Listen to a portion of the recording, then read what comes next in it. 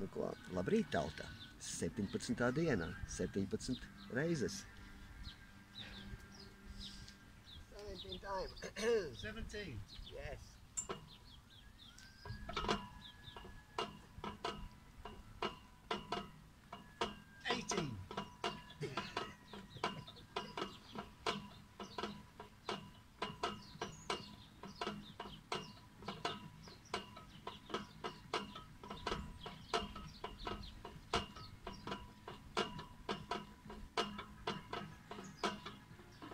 One more. Discipline. Oh, it's okay.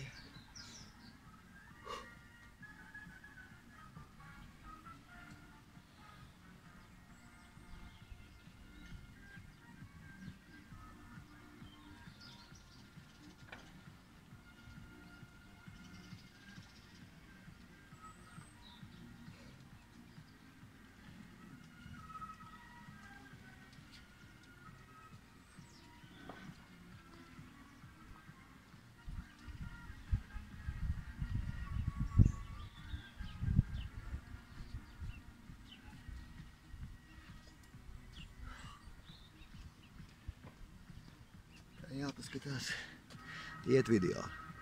Likās, ka neiet.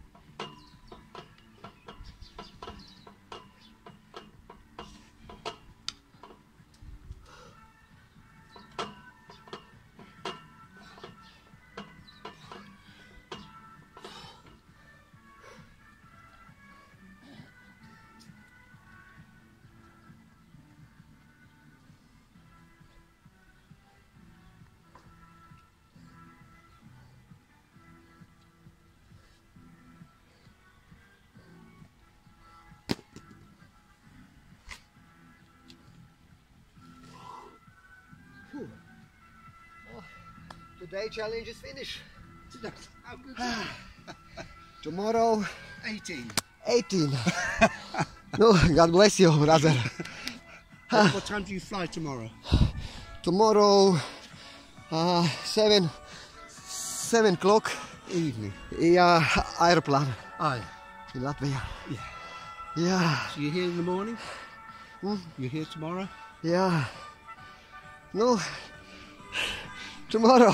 Absolutely. Yeah, thank you, You're brother. welcome. You take care. Nu ko, brāļi, māsas, šodien trāpies atkal vīrs, kurš palīdzēja izpildīt challenge. Slavu Dievam. Izstāstīju pa Mairi Briedi viņiem. Halleluja, parādīja fotogrāfijas. Pastāstīju pa viņu challenge'iem. Viņš bija ļoti iedvesmots. Tam vīram, kas tur visādus virtuālus trikus taisa, uz stieņa izrādās 71 gads. Teikšu godīgi, skatoties uz tādiem cilvēkiem, var iedvesmoties. Tu saproti, kad ir jēga dzīvot ilgi.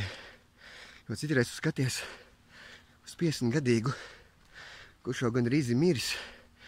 Tu domā, nedod Dievs līdz tādam vecumam tikt. Bet, kad tu skaties uz tādiem pilsoņiem, kuri vēl taisa trikus uz stieņa 71. gadā, tas ir pārdabiski. Man ir labs piemērs tēvs. Tas tur 64 gados laikam sāka maratonu skraidīt. Labākais laiks 4 stundas 30. Tad, kad es skrienu un gribās apstāties, es vienmēr padomāju pa faterīti. Kā te viņš 64 gados varēja? Es nevaru. Un tad es sev paņemu pēc škvarņika sakratu un aiziet, halleluja. Tāpēc tas ir labi būt labā formā, motivēt citus. Nu labi, tas ir pa fiziskām aktivitātēm. Izstāstīšu pa vakardienas slimību, kura man bija uzbrukusi. Principā esmu Dieva bērns, lasu Bībeli, un es saprotu vienu lietu. kad man nav iespējams saslimt. Es nevaru saslimt, jo Dieva vārds saka, ka Jēzus Kristus brūcēs jūs esat dziedināti. Tagad tajā formā esat dziedināti tagad. Un ja pieņemsim, es sāku slikti justies, es saprotu, ka tas ir uzbrukums. Tā nav slimība, jo slimība nāk ar simptomiem. Pa priekšu nāk slimības simptomi, kuri klauvējās pie tavas miesas, un tu jūti viņus. Tu vari uzreizām uzvilkt balto karogu, nogulties gultā, pasludināt sevi pa slimu un gaidīt rezultātu. Es daru bišķiņ savādāk. Es pirmām kārtām neuzskatu nekad, kad es esmu slims. Es saprotu, kad es esmu zem uzbrukuma, kad dotajā brīdī tumsas spēki, tumsas leģioni sūta armiju savējo, lai man kaut ko īsti sabojātu, lai es challenge nevarētu turpināt, lai es nevarētu baudīt šo labo laiku, lai ieliktu mani gultā. Tāpēc viņi sūta savus tumsas spēkus armiju. Ko es daru?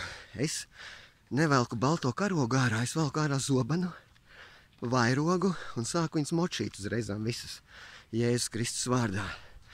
Un saku, lai viņi tinās prom nahrēn no manas teritorijas, ka viņiem šeit nav nekādas daļas manā teritorijā. Un sākās slaktiņš, īsāk sakot, mežonīgs.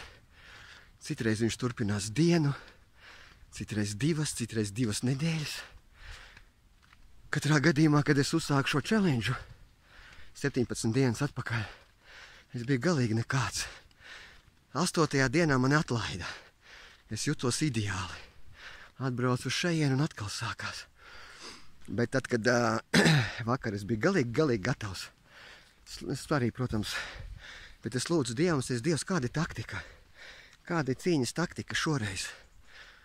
Un Dievs manā sirdī runāja no apustuļa Pāvila vēstules Timotejam laikam, vai Titam, jāpaskatās. Viņš teica, viņam bija kuņģis laikam beigts. Un plus vēl bieži viņš slimoja. Viņš teica, nelieto savā uzturā tikai ūdeni, bet sašķaidi viņu ar vīnu. Un tad es sapratu pats, es šot arī pārāk bieži. Jau no pirmā datuma, jau 17. diena, visu laiku kaut kādas biežas šaizes. Un es sapratu, ka Dievs manīm runā, ka vajag to vināru sašķaidīt ar ūdeni. Tikai es nezinu, kādas devas pie baseina gulēja un tām oficiantiem sūtīja. Sweet red wine un many ice. Cik glāzē lien ledu un vināru sarkano saldo. Ai, bet saldā vināru viņiem nebija. Viņi man nesa saldo zem kaut kāda cita vinārs bija. Kaut kāds parastais. Es vispār nevaru saprast, kā tie cilvēki var dzert kaut kādus vinārus sausos, pussausos, baltos. Viņi tā tik šausmīgi pretīgi pēc garšas. Man vispār alkohols kā tāds negaršo. Bet šajā gadījumā es viņu lietoju kā medikamentus. Dievs vienkārši teica, šķaidi. Es arī šķaidīju, sakot. Kādu pudeli es atšķaidīju pa dienu. Bet es spēlēju lielo tenisu. Tādā ziņā. Un tad jau uz vakariņām man vairs negribējās vispār neko dzert. Nekādu vīnu, neko. Spaidu. Šašliku. Garšīgas kūciņas, daudz kūkas, tortas, visādas. Un aizgāju uz numuru, vienkārši atlaidos. Un jau 1:00 pamodos un konstatēju, ka esmu pilnīgi vesels.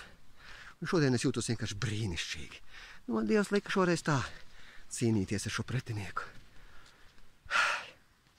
Varbūt tās ir labi, ka nebija saldā vīna, es viņu būtu vairāk izdzēris. Bet tā kā tas vīns bija šausmīgi pretīgs, viņš dzēra tikai medikamentus. Kā vecs tantiņas korvalola.